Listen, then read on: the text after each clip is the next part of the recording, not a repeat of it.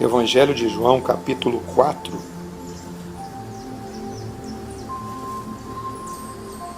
No versículo 1.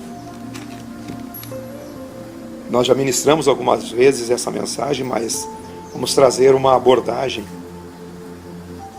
mais atualizada, né? Não que eu tenha o poder de atualizar a palavra, né? É que a palavra ela é viva, ela se renova a cada dia. Ela se renova no meu coração, ela se renova no seu coração.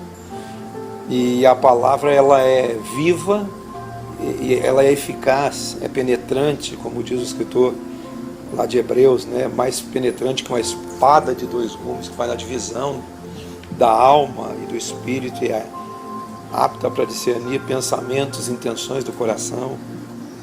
Essa palavra é tão viva que, enquanto eu estou ministrando, você tem condições de ter outras revelações dela no seu coração, enquanto eu estou falando.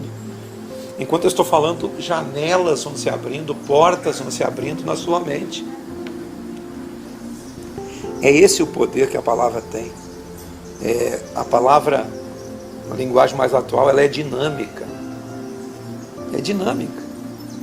Porque eu quantas vezes li esse texto, de tantas maneiras, e sempre produziu vida. Esse é um texto que produz vida, porque ele fala da água viva. João capítulo 4, versículo 1. Assim diz: Quando, pois, o Senhor veio a saber que os fariseus tinham ouvido dizer que ele, Jesus, fazia e batizava mais discípulos do que João, se bem que Jesus mesmo não batizava, e sim os seus discípulos, deixou a Judéia, retirando-se outra vez para a Galiléia. E era necessário atravessar a província de Samaria. Chegou, pois, a uma cidade samaritana chamada Sicar, perto das terras que Jacó dera a seu filho José. E estava ali a fonte de Jacó.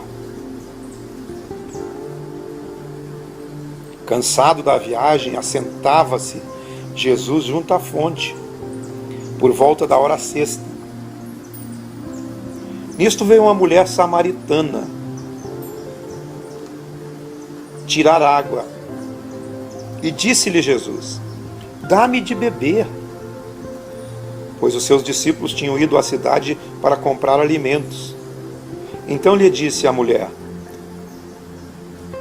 samaritana: Como, sendo tu judeu, pedes de beber a mim, que sou mulher samaritana? E aqui ele explica, entre parênteses, né? Porque os judeus não se comunicam com os samaritanos. Os judeus não se comunicam com os samaritanos por causa de questões políticas, questões de divisão de tribos, de terras. São as questões lá do Velho Testamento, lá dos reis, do tempo dos reis, logo depois de Davi e Salomão. E por isso que eles se separavam, não se davam, porque houve uma divisão. Mas na verdade todos eles eram tudo filhos de Jacó. Tudo eram descendência de Jacó, né? Porque houve as 12 tribos de Jacó, né? Todos aqueles descendentes. Mas isso é só teologia e política, que não tem nada interessante para nós no texto. Só trouxe isso à tona para você saber por que judeu não se comunica com samaritano, né? E todas as vezes que a gente ministra sobre o Evangelho, você vê Jesus tratando tanto judeus quanto samaritanos da mesma forma. Mas voltamos aqui e continuamos o texto a partir aqui do que essa mulher disse, que como tu, sendo judeu, se comunica comigo. Aí Jesus, no versículo 10, diz assim: Replicou-lhe Jesus: Se conheceras o dom de Deus e quem é o que te pede, dá-me de beber, tu lhe pedirias, e ele te daria água viva. Se tu soubesse quem realmente, de fato, fala com você, você pediria e ele te daria a verdadeira água, a água da vida. Sempre quando você sabe quem é Jesus, E quem é o Evangelho você sabe, porque isso fica vivo dentro de você. Você sabe que Jesus tem vida para você, que Jesus tem a água da vida. Respondeu ela: Senhor, tu não tens com que tirar a água, e o poço é fundo. De onde, pois, tens a água viva? Interessante que aqui, nesse texto todo, ele faz um paralelo entre o olhar natural das coisas e o olhar espiritual. Na verdade, Jesus está trazendo algo de vida, algo espiritual, algo que vale a pena, algo que tem importância na vida. Ela não, ela está olhando para o natural, ela está olhando para a água. E aí ela diz assim: és tu porventura maior do que Jacó, nosso pai, que nos deu o poço do qual ele mesmo bebeu, e bem assim os seus filhos e seu gado? Então ela estava evocando a tradição, porque aquele poço era algo da tradição deles, porque era o poço de Jacó, o poço aqui de Samaria, cidade samaritana chamada Sicar. Então ela evocou o valor da tradição que ela tinha, e ela vai continuar nessa tradição dela, enquanto esse diálogo acontece, até o momento que acontece um tchan na mente dela, e ela desperta para aquilo que realmente importa do que Jesus estava fazendo naquele local, que era hora sexta, meio-dia, era um calor tremendo, o sol estava na cabeça de Jesus, Jesus sentado na beirada daquele poço, e ele foi ali com aquele propósito de falar com aquela mulher e de mostrar para nós o maior ensino da Bíblia a respeito da verdadeira adoração, da verdadeira comunhão que nós temos com o Eterno, com a comunhão que nós temos com o Altíssimo, com a comunhão que nós temos com Jesus. Esse é o maior ensino da Bíblia sobre isso. Porque aqui Jesus desmistifica tudo em relação aos padrões estabelecidos pela religiosidade. Os padrões das reuniões, os padrões dos cultos, os padrões das missas, os padrões das liturgias, os padrões de tudo. Jesus derruba por terra nesse texto. Ele continua o assunto. Nós vamos avançar aqui ainda. Ele continua o assunto dizendo para a mulher, diante do que ela tinha afirmado: és porventura tu maior que nosso pai Jacó, que nos deu o poço, do qual ele mesmo bebeu, assim os seus filhos e o seu gado? Aí Jesus, de fato olhando para o poço ou para aquela água, disse: quem beber dessa água tornará a ter sede. Quem olhar para o natural sempre vai depender do natural. Quem olhar para o natural não vai aprender a confiar em Deus. Quem olhar para as coisas materiais não vai aprender a olhar para o Eterno. A questão aqui não é beber água. A questão aqui é ter vida. A questão aqui no Evangelho não é se você tem mais ou menos do que o outro. A questão aqui não é nem se você tem. Talvez você não tenha nada. Mas o que importa diante da água viva? Ele diz assim: aquele, porém, que beber da água que eu lhe der, nunca mais terá sede. Pelo contrário, a água que eu lhe der será nele uma fonte a jorrar para a vida eterna. Tudo que o Evangelho insere dentro de nós, tudo que o Evangelho representa para nós, e tudo que nós absorvemos do Evangelho e trazemos do Evangelho, da Boa Nova, dos ensinos de Jesus e praticamos, ele se torna uma fonte de vida dentro de nós.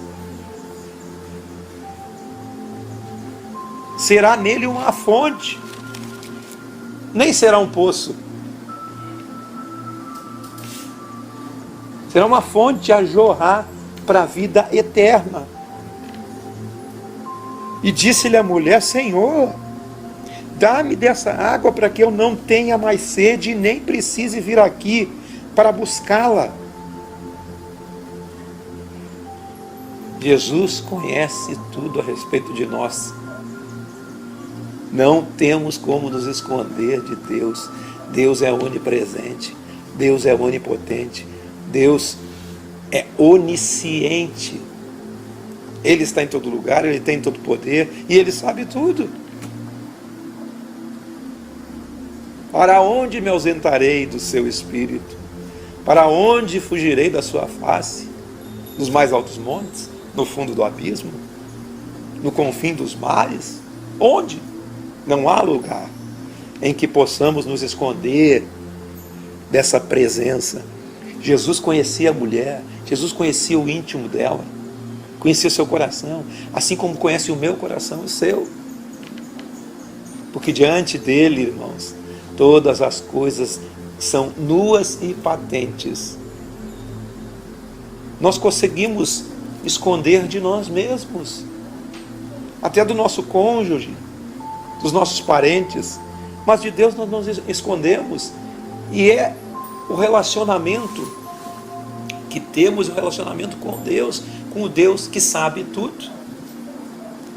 Aí diz assim para a mulher: vai, chama o teu marido e vem cá. Ao que a mulher respondeu: não tenho marido. E replicou-lhe Jesus: bem disseste, não tenho marido, porque 5 maridos já tiveste.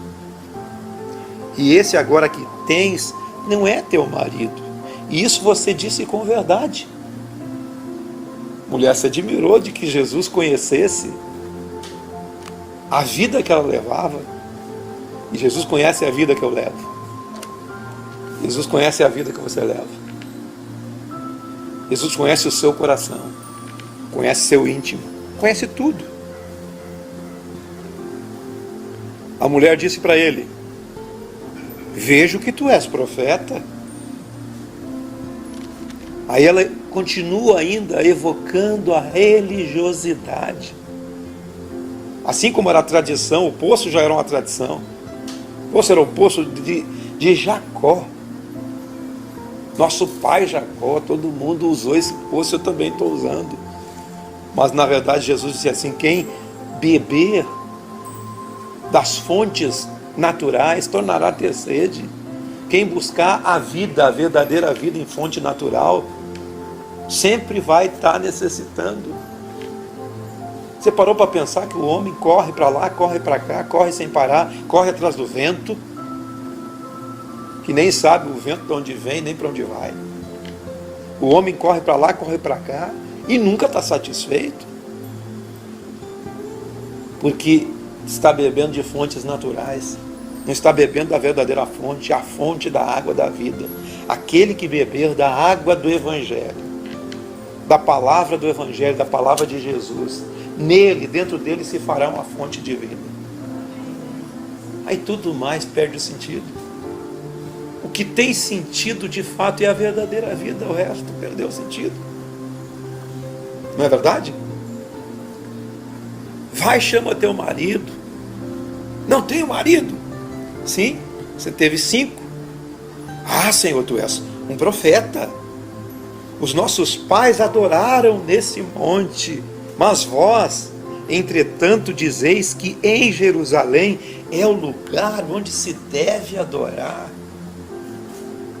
Ela dizendo que os pais dela consideravam aquele lugar um lugar sagrado. Os judeus tinham a tradição de todos os anos ir para Jerusalém para adorar. Disse-lhe Jesus: mulher, podes crer-me que a hora vem quando nem neste monte e nem em Jerusalém adorareis ao Pai? Aí ele explica por quê. Vós adorais o que não conheceis.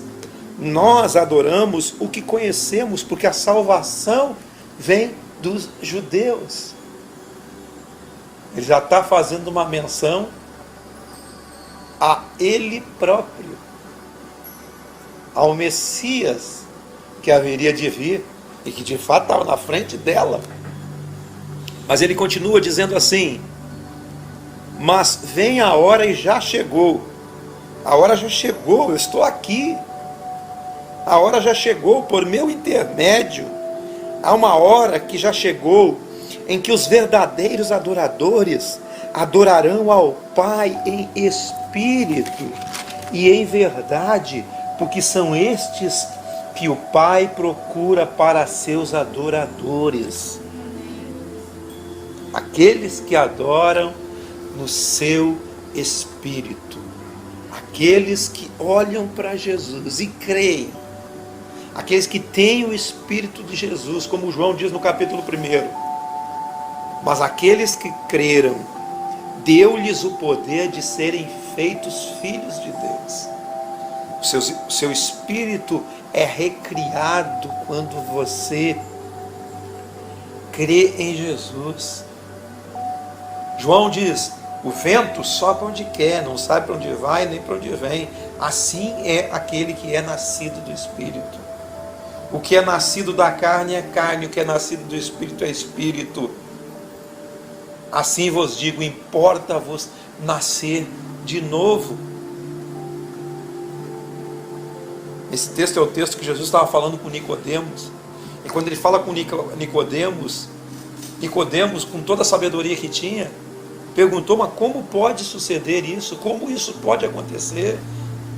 Será que é necessário que eu entre no ventre da minha mãe e nasça de novo? Aí o texto continua, Jesus dizendo: ninguém subiu ao céu senão aquele que de lá desceu. Também importa que o Filho do Homem seja levantado, para que todo aquele que nele crê não pereça, mas tenha vida. Cremos no Evangelho. Quando cremos na vida, o nosso interior é recriado, o nosso interior é vivificado, o Espírito fica vivo dentro de nós, o Espírito morto em Adão, porque são estes que o Pai procura para seus adoradores. Deus é Espírito, e importa que os seus adoradores o adorem em Espírito.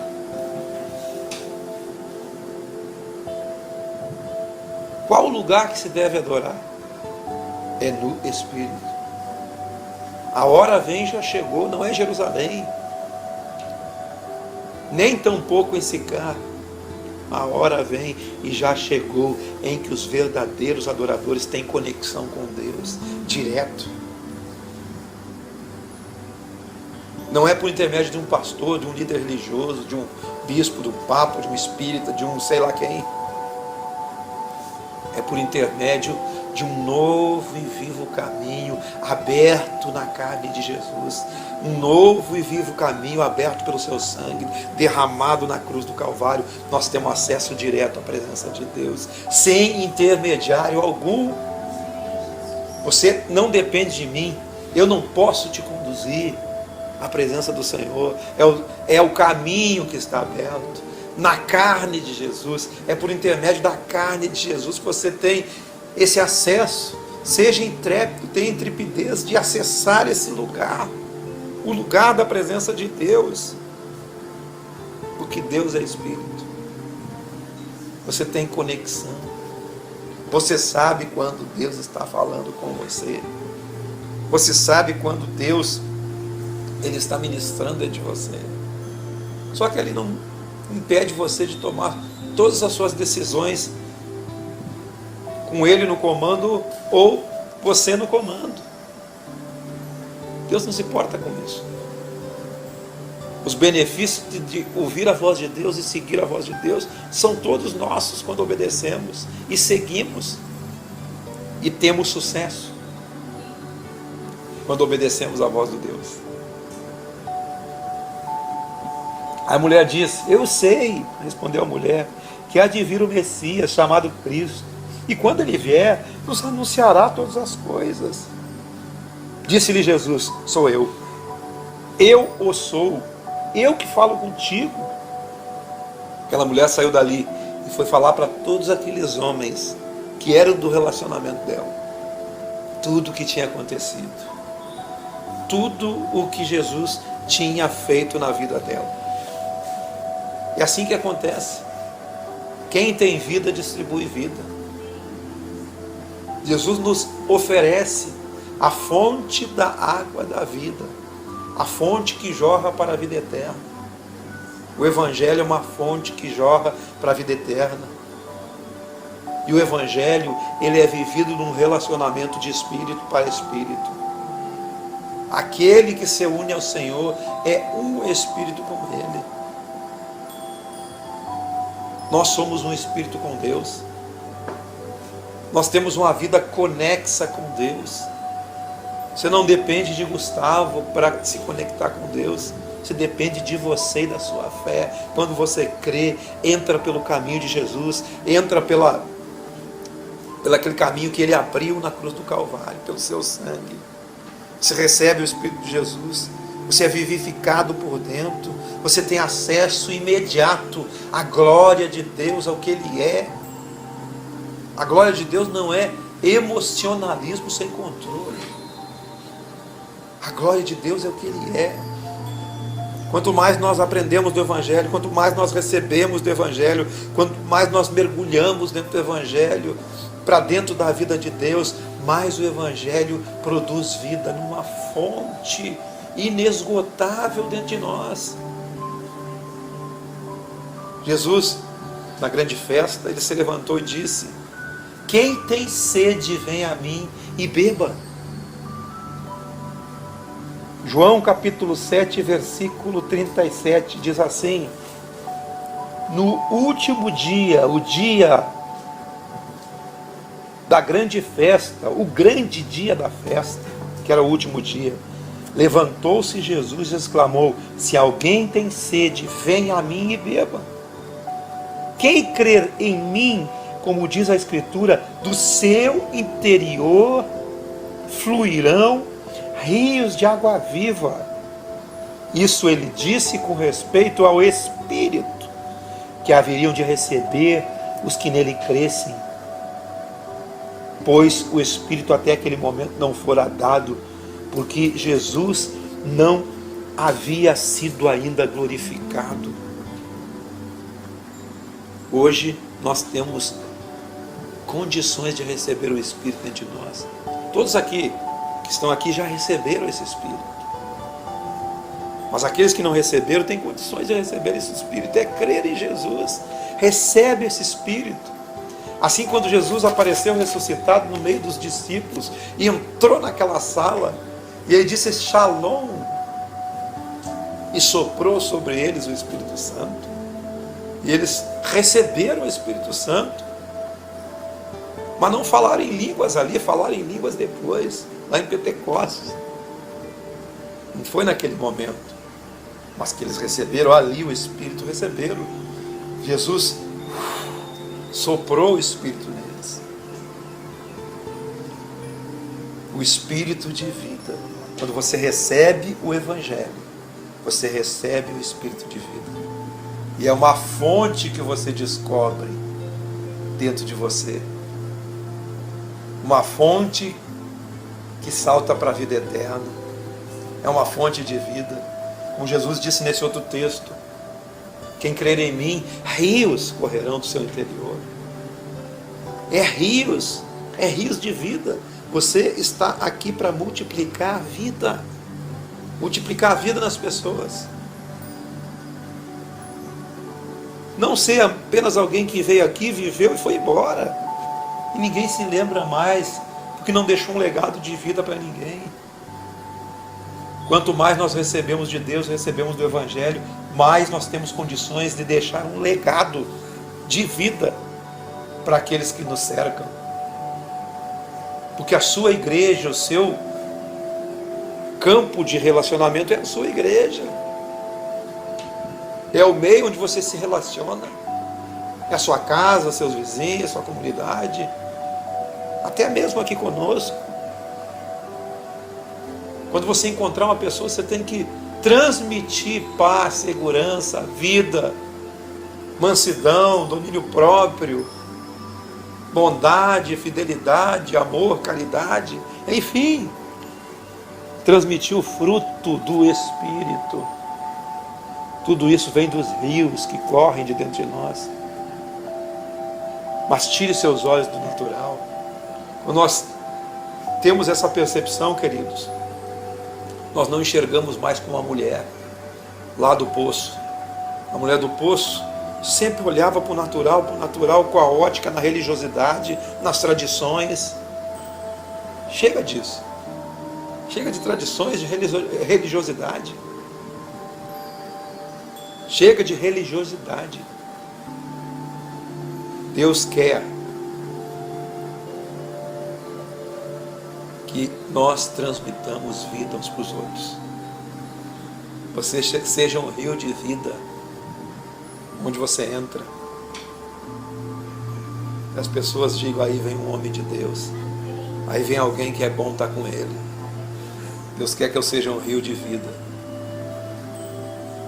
Porque quando você nasceu de novo, uma fonte para a vida eterna já tem em você. Agora você tem conexão com o Espírito. Você tem conexão com Deus direto. Deus é Espírito. Não tem como escapar de Deus. Ninguém. Deus não existe. Ele é. E acabou. Ele é. Ah, mas os cientistas querem provar. Os ateus não acreditam. Como vai acreditar em algo que eles dizem que não existe? Não tem como acreditar em algo que eles dizem que não existe. É fato, Deus está em todo lugar. E quando vem aqueles lampejos de percepções em nós, saiba que isso é Deus. Deus jogando dentro da sua mente uma verdade, para que você viva ela, e aquilo trará solução talvez para um problema que você está passando. Deus fala com você a todo o momento. Seja você cristão ou não. Deus fala. É na sua mente que Ele fala. Nossa mente é um caminho de tantas vozes. Mas você escolhe uma para seguir. Que aí vai a voz de todo mundo. É voz de anjo, voz de demônio. É voz da nossa própria vontade, das nossas próprias emoções, voz do nosso racionalismo. As vozes estão todas na nossa mente. Mas entre elas, tem um texto dos Salmos que diz que a voz do Senhor ela troveja sobre as muitas águas. As muitas vozes. A voz de Deus está lá. Para você ouvir, seguir e ser bem-sucedido na vida. Em todos os dias. Quantos recebem essa palavra? Amém? Essa palavra que nós tínhamos para hoje.